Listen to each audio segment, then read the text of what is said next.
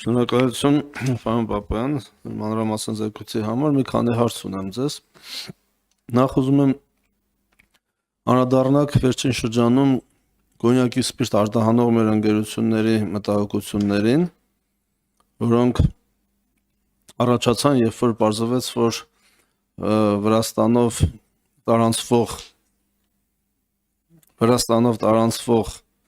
կոնյակի սպիրտը դեպի Ռուսաստան կամ ԵԱՏՄ երկրներ որոշակի դժվարությունների են հանդիպում, տասնյակ բեռնատարներ կանգնած են Վրաստանում։ Գիտեմ, որ ինտենսիվ բանակցություններ եք վարում այդ ուղղությամբ կառավարությունը եւ այսօր ընդհանրապես տեղեկացանք, որ կարծեք թե դրական տեղաշարժ կա, խնդրում եմ այս կապակցությամբ տեղեկացնեք ինչ ընթաց կա, սա առաջին հարց։ Միանգամից ասեմ, չէ, հարցերս։ Դուք նշեցիք,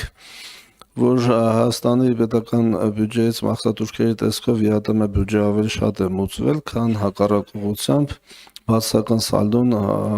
մոտ $139 միլիոն, եթե չեմ սխալվում։ Խնդրում եմ բացեք սա, որ լայն հանրության համար հասկանալի լինի, թե այս երևույթը ինչ է նշանակում, սա կարևոր եմ համարում։ Եվ եւս մեկ հարց, մենք 2024 թվականին վավերացրեցինք ԵԱՏՄ-ի եւ Իրանի Իսլամական Հանրապետության միջև ազատ առևտրի մասին համաձայնագիրը, որը ստորագրվել էր 2023-ին։ Ես ուզում եմ տեղեկացնել մեզ եւ հանրությանը, թե պայմանագրի ստորագրումից հետո ինչ նոր տեղաշարժ ունենք Իրանի Իսլամական Հանրապետության հետ առևտրի մասով, ինչպիսին է կառուցվածքը փոխադարձ առևտրաշրջանառության եւ նաեւ տեղյակ ենք, որ բանակցություններ են ընթանում ԵԱՏՄ-ի շրջանակներում Եգիպտոսի, Արաբական Միացյալ Էմիրությունների, Ինդոնեզիայի եւ Մոնղոլիայի հետ։ Ինչ փուլում են գտնվում այժմ այդ երկրների հետ բանակցությունները եւ առաջիկայում ինչ զարգացումներ կտեսնենք։ Այսքան առայժմ շնորհակալ եմ։ Շնորհակալություն հարցերի համար, շատ կարևոր հարցեր էին։ Սկսեմ առաջին հարցից, կոնյակի հետ կապված, դուք շատ ճիշտ եք եւ վերջին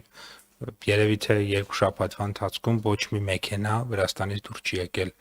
դուրս չէր եկել մինչև Ռուսաստան, երկար դժվար տարբեր տեսակի բանակցությունների արդյունքում մենք այսօր արձանագրել ենք էական տեղաշարժ եւ նախնական 3 երեկոյան ես խոսեցի Վրաստանի գյուղատնտեսության եւ շրջակա միջավայրի նախարարի հետ, ով իմ գոլեգաներից մեկն է, նա ինձ խոստացավ 33 մեքենա այսօր թողեմ, բայց ինձ տեղեկացրեցին, որ արդեն իսկ վրացական կողմը դեպի Ռուսաստան այդ դեկլարացիան դրական վիզայով տվել է 52 մեքենայի համար, այսինքն թիվը ավելացել է։ Այս պայդրությամբ բացի 52 մեքենաներից եւս 72 մեքենա Վրաստանում է, ունենք նաեւ Հայաստան-Վրաստան սահմանին եւ ճանապարհին գտնվող մեքենաներ եւ բնականաբար հարյուրավոր մեքենաներ կան Հայաստանում, որոնք պատրաստ են բեռնվեն եւ գնան դեպի Ռուսաստանի Դաշնություն։ Դրականը նա է, որ այս պայդրությամբ արդեն իսկ ուրեմն կա կոնկրետ պայմանավորվածություն եւ կա կոնկրետ մեխանիզմները դեռևս քննարկման մեջ են, բայց կառավարությունների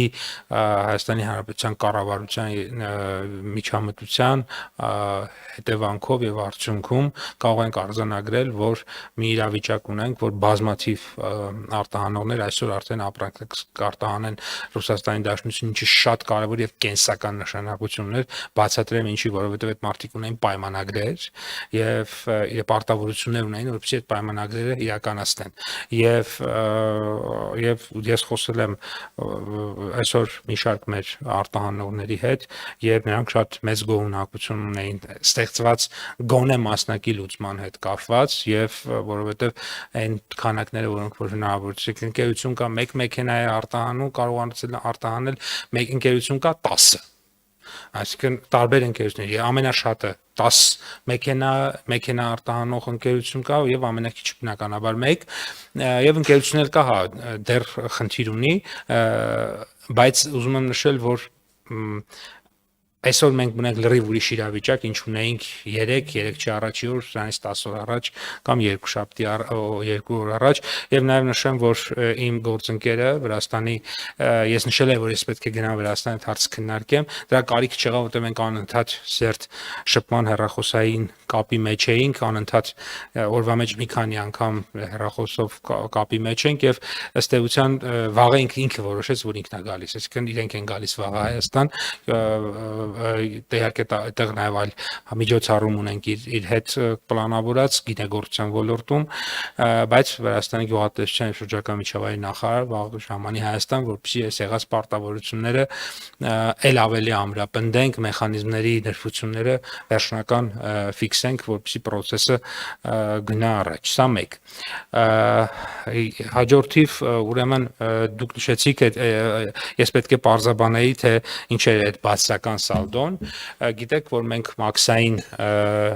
հանրության համար հասկանալի է այդ հարցը դուք հանրության համար եք խնդրում, որպեսզի պարզաբանվի, առաջարկում, որպեսզի պարզաբանվի, մենք մաքսատուրքերը, որ վերցնում ենք, դրանք Հայաստանի Հանրապետության պետական բյուջե չեն գնում։ Մենք մաքսատուրքեր փոխանցում ենք ամբողջովին ԵԱՏՄ բյուջե եւ այնտեղից մենք ունենք մասնաբաժին եւ այդ մասնաբաժնից ստանում ենք տոկոս։ Նախկինում այդ տոկոսը ի օգուտ մեզ էր, այսինքն Հայաստանի սահմաններից ԵԱՏՄ էր մտնում ավելի քիչ մաքսատուրք, այսպես ասենք, հա, եւ մենք ավելի շատ էինք ստանում, հիմա բոլորովին հակառակն է, ԵԱՏՄ-ի, այսպես ասած, հիմնական դարպասներից մեկը դարձել է հայտնի հանգամանքով պայմանավորված բնականաբար Հայաստանը, Ղազախստանը, Ղրղըզստանը հասկանալի է եւ մենք հիմա ավելի շատ ենք իհարկե տրամադրում, քան ստանում ենք, բայց ես այստեղ իհարկե քննարկումներ կան ԵԱՏՄ տարածքում սրա հետ կապված, երկրներից մեկը նախաձեռնել է, բայց նաեւ հակառակ կողմն էլ իր կարծիքը ունի, որ սա ժամանակավոր գործընթաց է, այսպես ասած կանոնացման արդյունքում կդիտարկենք հետագա փոփոխության հնարավորություն կա թե չկա, այս բանին ուզում եմ ասել, որ Հայաստանը այդպիսի նախաձեռնությամբ հանդես չի եկել, մենք շարունակում ենք խորացնել մեր ինտեգրացիան տարածաշրջանում, այդ թվում ԵԱՏՄ-ում, ԵՄ-ում եւ այլն, եւ փորձում ենք շատ առողջատնտեսական եւ ներդրումային օգուտներ քաղել մեր մասնակցության արդյունքից, ոչ թե այսպես ասած հույսներս դնենք մի քանի 0.8% մեր մասնաբաժինը ավելանա, թե ոչ, իհարկե ինչը վատ չէ լինի, պարզ է։ ԵԱՏՄ Իրան ազատ առևտրի համաձայնագրի մասով դուք շատ ճիշտ եք, 23 թվականին ստորագրվեց, 24-ին ընթացակարգերը անցավ, 25-ի մայիսի 15-ին ուժի մեջ է մտել, այսինքն նոր է ուժի մեջ մտել եւ դժվար կարողանամ գնահատել արդյունքների մասին։ Մնացածի դեպքում մոտ ենք մենք ԵԱՏՄ Էմիրություններ եւ ԵԱՏՄ Մոնղոլիա համաձայնագրին, դրանք արդեն վերջին փուլերում են։ Մյուս երկրների հետ արդեն բանակցությունների ընթացքի մեջ ենք։ Դրանք բավականին երկար եւ բարդ բանակցություններ են, սովորաբար տևում են 1-1.5 մինչեւ 2 տարի եւ մենք նախարարություն ունենք ստորաբաժանում, ով նստած ապրանք նայում է, օրինակ այս ապրանքը այսքան տոկոս է, եթե հանկարծ դառնա 0% դրանից մենք օգուտ կունենանք, թե վնաս կունենանք, եթե օգուտ կունենանք նորմալ է, եթե վնաս կունենանք փորձում ենք բանակցենք, որպեսզի 0 չլինի կամ բացառություն լինի կամ քվոտա լինի, դա շատ բարդ գործընթաց է եւ կոդ առ կոդ, ապրանք առ ապրանք նստած մարդիկ դրա վրա աշխատում են, որպեսզի ցանկացած այդպիսի համաձայնության պարագայում բնականաբար մի կողմից մեզ համար հնարավորություններ բացվեն, մյուս կողմից արկա հնարավորությունները էականորեն չսահմանափակվեն կամ ընդհանրապես չսահմանափակվեն, որովհետև հասկանալի է, որ այդ դա երկսայր process է շատ հաճախ, որովհետև երբեմն դա ինչ որ ապրանքների կամ արտադրությունների գծով կարող է քեզ ձեռք տալ, որոշ դեպքերում կարող է խնդիրներ առաջացնել, այսինքն դրա համար պետք է շատ նուրբ այդ կոդերի հետ աշխատել, շատ զգույշ լինել ու բոլոր երկրներն են այդպեսի իրականում վարվում եւ դա է պատճառը, որ մինչեւ այդ աշխատանքը ավարտում ենք, այդ տանջալից աշխատանքը դա կարող է մինչեւ 2 տարի անգամ տևի։ Շնորհակալ։ Համեցեք։ Շատ լավ, շնորհակալություն, պարոն Պապոյան, ձեր բարձրաբանումների համար։ Ես մի հարց հնչեցնեմ, դուք ԵԱՏՄ-ի հետ մեր առևտրաշրջանառության ծավալները ներկայացրեցիք, եւ ակնհայտ է, որ այնտեղ մենք մրցակից չունենք այդ ծավալների առումով։ Անցած տարվա 23 թվականի նկատմամբ միայն 24 թվականին 54% ասացիք, որ ավելացել է, թվային տեսքով ավելի քան 12 միլիարդ դոլար, սա պատկառելի թիվ է իհարկե, բայց միևնույն ժամանակ նշեմ, որ մենք որոշակիորեն փորձում ենք ձեր գերադասությունը նախ եւ առաջ մեր արտաքին առևտուրը եւ տնտեսական հարաբերությունները դիվերսիֆիկացնել, այո։ Այնուամենայնիվ ՀԱՏՄ-ն մնում է առաջնային դիրքերում եւ դուք թվերով բերեցիք իմ մոտ կան տոկոսներ, օրինակ ՀԱՏՄ-ի հետ մեր առևտրաշրջանառությունը կազմում է 42.2%, այլ երկրներ մոտ 50%, 49.6% եւ Եվրամիության հետ բավականին փոքր 7.7%։ Ակնհայտ է, որ այլ երկրների շրջանակներում նաև ըստ երևույթին ձեր մատնանշած Մերձավոր Արևելքն է, որը անընդհատ աճում է եւ սա շատ լավ է։ Ստանը 40-50% մոտ Չինաստանի հետ։ Հրաշալի է։ Սա ինչով է լավ։ Սա ինչով է լավ, որ ակնհայտորեն հաջողվում է դիվերսիֆիկացիան։ Սա լավ է։ Բայց այնուամենայնիվ մենք ՀԱՏՄ-ի հետ ունենք կարելի ասել առյուծի բաժին առևտրաշրջանառություն եւ ուզում եմ որ նախարար դուք ներկայացնեք մեր արտահանման եւ ներմուծման կառուցվածքի իհարկե ասեցիք դուք որոշակի թվերով եւ ապրանքատեսակներով, բայց գիտեք ինչն է այսօր մեզ ավելի շատ հետաքրքրում, կարող եք առանձնացնել այն ապրանքատեսակները, այն արտադրատեսակները, որոնք հեռանկարային են ՀԱՏՄ շուկայի հետ կապված եւ որոնք ըստ երևույթին այնքան էլ կամ ընդհանրապես պայմանավորված չեն Ռուսաստանի դեմ կիրառվող պատժամիջոցներով։ Սա մեզ համար կարծում եմ էական խնդիր է, եթե կարող եք բարձրաբանել, սիրով կլսենք։ Շնորհակալ եմ, պարոն Թովոսյան, եկան ռազմավարական կարևորության հարց տվեցիք, բացատրեմ ինչու, որտեղ մեր արտահանման ռազմավարությունը 25-30 թվականների արտահանման ռազմավարությունը, որը բավականին իր վերլուծական մասը մենակ մի քանի 100 էջ է, եւ դրա արդյունքում մոտ 100 եւ ավելի էջանոց հաստափոր ռազմավարություն գործողությունների պլան է մշակվել եւ հիմա կառավարությունում է։ Հենց այդ հարցի պատասխանն միտված դա մենք որ երկիր ինչ պետք է արտահանենք, որովհետեւ ակնհայտ է որ ամեն ինչ ու ամեն տեղ հնարավոր չի արտահանել եւ դա ան հեռանկարային բան է։ Մենք պետք է ասենք որ այս երկիր պետք է արտահանենք այս ապրանքները, այս երկիր պետք է արտահանենք այս ապրանքները, այս երկիր այս ապրանքները եւ ձեր նշած հարցի պատասխանը մեր ռազմավարության մեջ կա, բայց քանի որ ռազմավարությունը հիմա ինքը ակտիվ քննարկման փուլում է եւ իհարկե նաեւ մենք տնտեսական հարցերի հանրաժողովում ներկայացրել ենք դա, եթե կլինի այդպիսի հետաքրքրություն կարող ենք նաեւ առանձին բերել ներկայացնել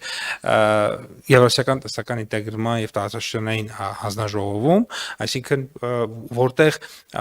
կա այդ հարցի պատասխանը եւ առանձին նաեւ տեղեկանքով կարող եմ ուղարկել ձեզ այս մասով այդքանը պատասխանեմ մնացած մասերը դուք ճիշտ եք ասում իրականում Մերձավոր Արևելք Չինաստան ԵԱՏՄ երկրներ մեր արտադրաշրջանառությունը կտրուկ աճել է եւ նվազել է Եվրոպական միության հետ, նույնիսկ Ամերիկայի Միացյալ Նահանգները մեր արտահանումն է անգամ ավելացել, իսկ մենք Միացյալ Նահանգների հետ էլ մեր արտադրաշրջանառությունը լավ տենդենսներ ունենք, արտահանումը աճել է, բայց Եվրոպական միության հետ մենք ունենք այդ խնդիրները, որոնք երկու հիմնական պատճառով են։ Նու առաջին հիմնական պատճառը դա սահմանափակումներն են ռուս-ուկրաինական պատերազմով պայմանավորված, որը իր բացական ազդեցություն է ունեցել նաև Հայաստանի վրա, որովհետև ուզենք թե չուզենք Հայաստանի Հանրապետության տարածքում ռուսական կապիտալը բավականին մեծ ծավալ ունի եւ այդ կապիտալի վրայի սահմանափակումները իրենց հետևանքով նաև կարող են այդտեղ իրենց խնդիրները ունենալ եւ երկրորդը իհարկե Հայաստանի GSP+ համակարգից դուրս գալն է Հայաստանը այլևս ցածր եկամուտ ունեցող երկիր չէ եւ դա լավ է Հայաստանը 2017 թվականին ուներ մոտ $4000 հնա մեկ շնչի հաշվով հիմա Հայաստանը արդեն ունի $8600 ավել հնա մեկ շնչի հաշվով եւ սա այնպես եւ սա մենք պիտի աճենք որովհետեւ ԵԱՏՄ անգամ ԵԱՏՄ-ում երկիր կա, որը շուտով արդեն կհամարվի բարձր եկամուտ ունեցող երկիր, եւ մենք էլ պետք է այս տեմպերը ուրեմն տեմպերով պետք է արագ առաջ գնանք Ղազախստանը եւ պետք է նշեմ, որ այս առումով իհարկե տարբեր խթաններ ու գործիքներ կիրառում են, որպեսզի Եվրոպական միություն ապրանքների արտահանումը ավելանա, մասնավորապես գիտեք հայտնի մենք ծրագիր ունենք, որտեղ աջակցում ենք արտահանողներին Եվրոպական միության, հենց այսօր կառավարությունը մի հատ շատ կարևոր որոշում է ընդունել, ես ուզում եմ դրա մասին քանի որ չզեկուցվող հարցերի մեջ եղավ, ես կուզեմ դրա մասին անպայման օգտվեմ առիթից ասեմ, նաև մյուս հանձնաժողովի նիստի ժամանակ էլ կասեմ, ուրեմն ISO 9001, ISO 14001, 22000 եւ բազմաթիվ այլ ստանդարտների HASP եւ այլ բազմաթիվ ստանդարտներին համապատասխանության իրականացման համար, եթե մեր կազմակերպությունները այդ ստանդարտները փորձեն ներդնեն, Հայաստանի Հանրապետության կառավարությունը իրենց ծախսերի 50%-ը, բայց ոչ ավել այնտեղ տարբեր թվեր կա, օրինակ 1.5 միլիոն դրամ կվճարի, այսինքն դու ուզում ես այդ ծրագիրը կոմոդ ներդնես, դա արժի օրինակ 3 միլիոն դրամ, ապա կառավարությունը դրա կեսը գործի տալիս է քեզ, դա շատ կարևոր ուրեմն ծրագրեր են, ISO ստանդարտներ են, որոնք որ վերաբերվում են մենեջմենթին, բնապահպանական պայմաններին, տարբեր կառավարման համակարգերին եւ այլ ուրեմն հարցերի։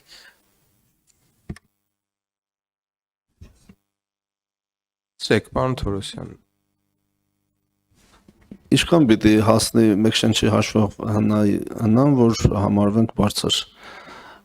զարգացածների։ Դե եթե կարողացել ենք 5 տարվա մեջ ավելի քան կրկնապատկել, կարողանանք հաջորդ հնգամյակում եւս այդքան աճել, իմ կարծիքով վատ չէր լինի եւ կան տենց օրինակներ, իրականում տարբեր երկրներ մեծ հաշվով մեծ ֆանտաստիկ հաջողությունների հասել են 10-15 տարի կայուն աճի շնորհիվ։ 70-ականների սկզբներին Հյուսիսային Կորեան ավելի բարձր կենսամակարդակ ուներ, քան Հարավային Կորեան։ 90-ականների սկզբին արդեն լրիվ ուրիշ պատկեր էր։ Այդ ռեֆորմները, գործողությունները դրանք են բերել։ Չմոռանաք հավանել տեսանյութը եւ բաժանորդագրվել Civic AM-ի YouTube-յան էջին։